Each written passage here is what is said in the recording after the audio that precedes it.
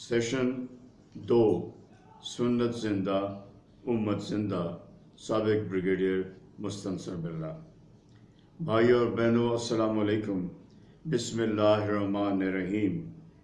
ہم شروع کرتے ہیں سنت زندہ امت زندہ اتباع رسول جنت کا حصول۔ ایسی جنگ جو ہر انسان کو لڑنی ہے، ایسی جنگ جو ہر انسان کو لڑنی ہے۔ برطانوی مورخ آرنلڈ جے ٹائنبی دنیا کا سب سے بڑا تاریخ دان تسلیم کیا جاتا ہے، جس کی کتاب A Study of History نے گبن کی کتاب The Decline of the Roman Empire اور اسپینگلر کی کتاب The Decline of the West سے زیادہ شہرت حاصل کی۔ انسانی تاریخ کی یہ کتاب 10 جلدوں پر مشتمل ہے، جسے لکھنے میں 30 سال صرف ہوئے۔ ٹائنبی نے 1920 کی دہائی میں یہ کتاب لکھنا شروع کی اور 1955 عیسوی میں تکمیل کی۔ ایک امریکی ڈی سی سمرول نے اس کتاب کو 2 جلدوں میں تلخیص کر دیا، گو اس نے اصل کتاب کو 1/5 حصہ میں تخلیص کیا، مگر کمال مہارت سے ٹائنبی کے اصل الفاظ اور طریقہ کار کو قائم رکھا۔ ڈی سی سمرول کی 2 جلدیں دوسری مرتبہ university press new York and London نے 1965 عیسوی میں شائع کی۔ یہی 2 جلدیں مجھے ایک دوست لیفٹیننٹ جنرل جاوید حسن نے دی۔ یہ ایک مشکل کتاب تھی۔ جب تک دنیا کا جغرافیہ، تاریخ، معاشیات، سیاسیات اور انگریزی ادب کا وسیع مطالعہ نہ کیا ہو، اس کتاب کو سمجھنا مشکل ہے۔ تحدیث نیبز کے طور پر عرض کر رہا ہوں کہ میں نے لیفٹیننٹ کرنل پہلے سینئر کیمبرج کیا 1964 میں، پھر بی ایس سی آنرز کیا پی ایم اے کاکول سے، پھر بحیثیت لیفٹیننٹ کرنل کے میں نے ایم اے اکنامکس کیا کوئٹہ بلوچستان یونیورسٹی سے، اور اس کے بعد ایم اے پولیٹیکل سائنس کیا پنجاب یونیورسٹی لاہور سے۔ یہاں میں عرض کرنا ضروری سمجھتا ہوں کہ میں نے معاشیات میں ایم اے کرنا کیوں ضروری سمجھا۔ ہر شخص دیکھتا ہے کہ دنیا کے سارے بینک، معاشی ادارے، ملکی امداد اور معاشی معاملات سود پر چل رہے ہیں، اور مسلمان جانتے ہیں کہ یہ ایک واحد گناہ ہے جس میں اللہ نے اپنی کتاب قرآن میں لکھا اور اس کے رسول کے لکھا ہے کہ یہ اللہ اور اس کے رسول سے جنگ کی تشبیہ دی گئی ہے۔ سود کو اللہ اور اللہ کے رسول سے جنگ کی تشبیہ دی گئی ہے۔ میں نے معاشیات میں ایم اے کے 8 پرچے صرف اس لیے پڑھے اور دیے کہ سود کی حقیقت دیکھ سکوں۔ بات مختصر کرتے ہوئے یہ کہوں گا کہ دنیا کی معاشیات کے گہرے مطالعے کے بعد مجھے یہ معلوم ہوا کہ تمام دنیا میں غربت کی سب سے بڑی وجہ ہی سود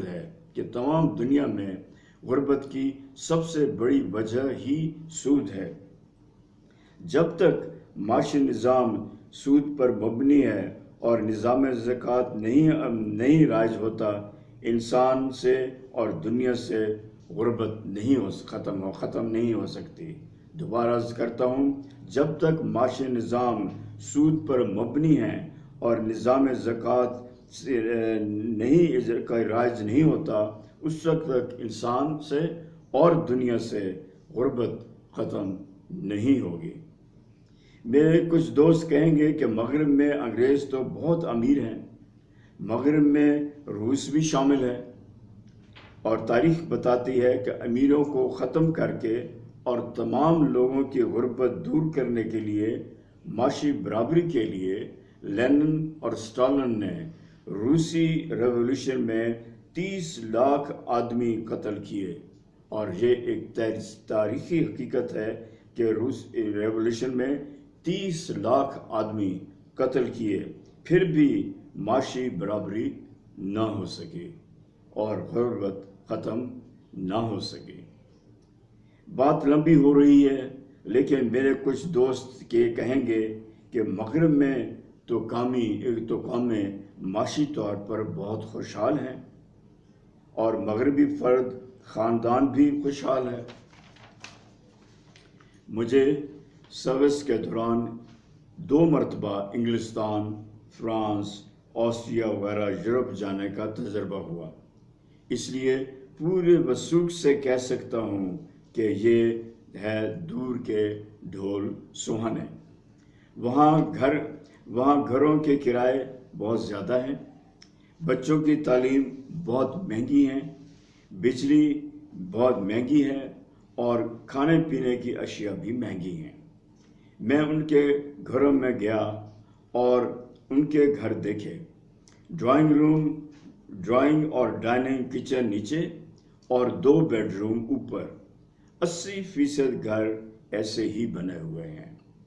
معاشی تنگی کی وجہ سے والدین جوان بیٹے بیٹیوں کو 18 سال کی عمر میں گھر سے نکال دیتے ہیں کہ جاؤ اور خود کماؤ، ہم سے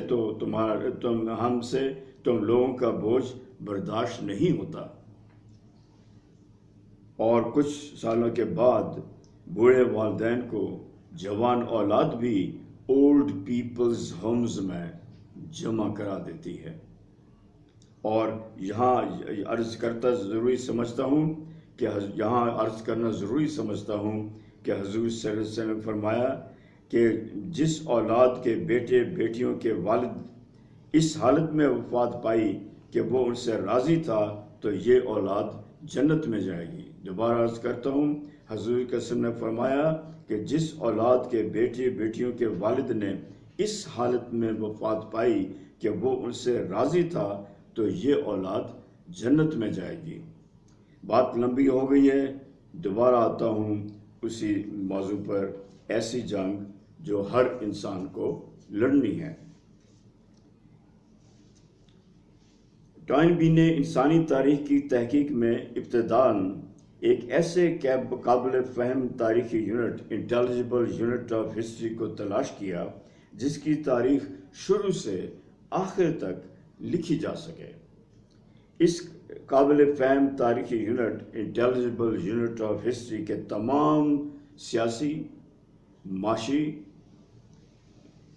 معاشرتی، جغرافیائی، روایتی، نسلی، لسانی اور مذہبی پہلوؤں کا تجزیہ کیا جا سکے۔ دوبارہ عرض کرتا ہوں کہ اس قابل فہم یونٹ، تاریخی انٹیلیجبل یونٹ آف ہسٹری کے تمام سیاسی، معاشرتی، معاشی، جغرافیائی، روایتی، نسلی، لسانی اور مذہبی پہلوؤں کا تجزیہ کیا جا سکے۔ ٹوائنبی لکھتا ہے کہ بادشاہوں کی تاریخ تو بادشاہوں کی کہانی تھی، لوگوں کی نہیں۔ انسانی تاریخ کا جغرافیائی حصوں میں بانٹ کر اس کا تجزیہ کرنا بھی مشکل تھا، کیونکہ بادشاہوں، مذہب اور ثقافتوں کی حدود قدرتی جغرافیائی حدود سے مطابقت نہ رکھتے تھے۔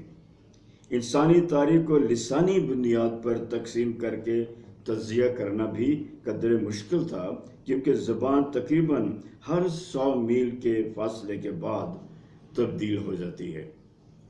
انسانی تاریخ کو موجودہ قومیتوں میں بانٹ کر ان کا تجزیہ کرنا بھی مشکل تھا۔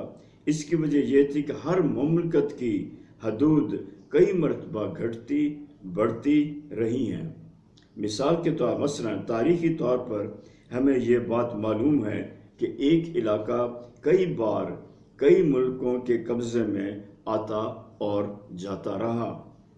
ٹوائن بی نے اپنے ملک برطانیہ کی مثال دی کہ جو اس وقت کچھ جزیروں تک محدود ہے۔ کسی وقت یہ ملک تمام یورپ پر پھیلا ہوا تھا۔ تقریباً 1 صدی تو اس کی مملکت تمام دنیا پر پھیلی رہی، جس میں مختلف لوگ، مذہب اور تمدن شامل تھے۔ الغرض اس کو قابل فہم تاریخی یونٹ، انٹیلیجبل یونٹ آف ہسٹری نہ مل سکا۔ وہ تحریک کرتا ہے کہ اگر عظیم برطانیہ قابل فہم تاریخی یونٹ، انٹیلیجبل یونٹ آف ہسٹری نہیں ہو سکتا تو دنیا کا کوئی ملک بھی اس ضرورت پر پورا نہیں اتر سکتا۔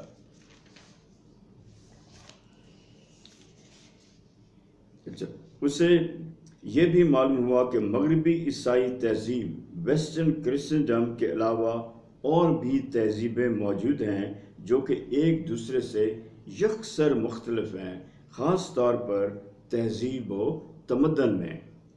اس طرح وہ لکھتا ہے کہ یقینی طور پر اس وقت دنیا کے اندر کم و بیش مزید 4 زندہ تہذیبیں موجود ہیں، یعنی اس وقت دنیا میں 5 تہذیبیں موجود ہیں۔ ایک مغربی تہذیب، ویسٹرن کرسچنڈم، یورپ اور امریکہ کا علاقہ، یورپ اور امریکہ کا علاقہ، اور دوسری آرتھوڈاکس عیسائی تہذیب، آرتھوڈاکس کرسچن سوسائٹی، جنوبی مشرقی یورپ اور روس کا علاقہ اب یہ مغربی عیسائی تہذیب کا حصہ بن چکی ہیں اور دونوں کے مجموعے کو مغربی تہذیب، ویسٹرن سویلائزیشن کہتے ہیں۔ تیسری ہے اسلامی تہذیب، اسلامک سویلائزیشن، پورا شمالی افریقہ، مشرق وسطیٰ، بحر الکاہل یعنی پیسیفک اوشن سے لے کر دیوار چین تک اور نیچے انڈونیشیا تک کا علاقہ۔ اس کی 2 شاخیں ہیں، عرب اور فارس۔ دوبارہ عرض کرتا ہوں، وہ کہتا ہے اسلامی تہذیب، اسلامک سویلائزیشن کا علاقہ ہے پورا شمالی افریقہ، مشرق وسطیٰ، بحر الکاہل پیسیفک اوشن سے لے کر دیوار چین تک اور نیچے انڈونیشیا تک کا علاقہ۔ اس کی 2 شاخیں ہیں، عرب اور فارس۔ چوتھی ہندو سوسائٹی یعنی برِ صغیر کا علاقہ۔ 5ویں مشرق بعید تہذیب، فار ایسٹرن سوسائٹی، وسط ایشیا کے اختتام سے یعنی منگولیا، چین، کوریا، جاپان اور بحر الکاہل پیسیفک اوشن تک کا علاقہ، یعنی دوبارہ عرض کرتا ہوں، منگولیا، چین، کوریا، جاپان اور بحر الکاہل پیسیفک اوشن تک کا علاقہ۔ ٹون بھی کہتا ہے کہ یہ بات دلچسپی سے خالی نہیں کہ اگر ہم پچھلے ادوار کا جائزہ لیں اور 775 عیسوی کا وقت دیکھیں تو ہمیں معلوم ہوگا کہ یہی تہذیبیں اس وقت بھی دنیا کے نقشے پر موجود تھیں۔ غرض کے قابل فہم تاریخی یونٹ، انٹیلیجبل یونٹ آف ہسٹری، نہ تو قومیت پر مبنی کوئی ملک ہے اور نہ ہی کوئی پوری انسانیت ہے، بلکہ یہ انسانوں کی سب سے بڑی گروہ بندی ہے جسے ہم ایک تہذیب کہتے ہیں۔ ٹون بھی لکھتا ہے کہ یہ تحقیق کرتے ہوئے کہ وہ کیا حالات تھے جس میں مغربی عیسائی تہذیب وقوع پذیر ہوئی، ہم ایک اور تہذیب کے جائے مرگ پر پہنچتے ہیں جس سے مغربی عیسائی تہذیب نے جنم لیا، یا بہتر الفاظ میں مغربی تہذیب اس سے مربوط ہے۔ اس طریقے سے جب دوسری 4 موجودہ تہذیبوں کی تاریخ کا تجزیہ کیا گیا تو یہ معلوم ہوا کہ ہر تہذیب پچھلی تہذیب سے منسلک تھی جو اب مٹ چکی ہیں۔ اس طرح اسے ایک موروثی تہذیب کہا جاتا ہے۔ ٹون بھی کہتا ہے کہ مجھے اسلامی تہذیب کی تحقیق سے معلوم ہوا کہ اسلامی تہذیب نے نہ تو کسی موروثی تہذیب سے جنم لیا اور نہ وہ کسی گزشتہ تہذیب سے منسلک تھی۔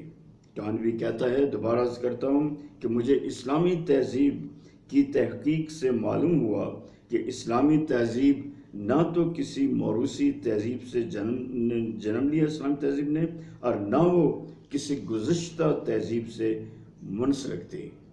مزید مزید برآں اس نے یہ بھی لکھا کہ اگرچہ اسلام سنی اور شیعہ فرقوں میں بٹ گیا ہے، جیسا کہ عیسائی مذہب کیتھولک اور آرتھوڈاکس گرجاؤں میں تقسیم ہو گیا، لیکن اسلام میں سنی اور شیعہ کی تقسیم نہ تو اتنی سخت تھی اور نہ ہی تاریخی نتائج کے لحاظ سے اتنی سنگین جتنے کہ کیتھولک اور آرتھوڈاکس گرجاؤں میں تھی۔ اس کے بعد ٹوائنبی 21 تہذیب کا ذکر کرتا ہے جو آج تک دنیا میں آئی ہیں، لیکن بات کم لمبی نہ کرنے کے لیے میں ان کے نام بیان نہیں کرتا۔ مغربی تہذیب ویسٹرن کرسچن سوسائٹی ہیلینک تہذیب سے مغربی یورپ میں 700 عیسوی میں سے قبل جنم لیا۔ مغربی تہذیب یعنی ویسٹرن کرسچن تہذیب نے ہیلینک تہذیب سے مغربی یورپ میں 700 ہجری میں جنم لیا۔ ٹوائنبی لکھتا ہے کہ ان 21 تہذیبوں میں سے 16 تہذیبیں ختم ہو چکی ہیں، 16 تہذیبیں ختم ہو چکی ہیں، اور وہ 5 تہذیبیں جن کا ذکر شروع میں کیا گیا ہے اب بھی موجود ہیں۔ اگلا سوال یہ تھا کہ تہذیبیں کیسے جنم لیتی ہیں اور کیسے پھل پھول کر قائم رہتی ہیں اور ترقی کرتی ہیں۔ ان 21 تہذیبوں میں سے 6 تہذیبیں انسان کی ابتدائی زندگی کے بعد وجود میں آئیں، کہ 6 تہذیبیں انسان کی ابتدائی زندگی کے بعد وجود میں آئیں، اور 15 تہذیبوں نے کسی نہ کسی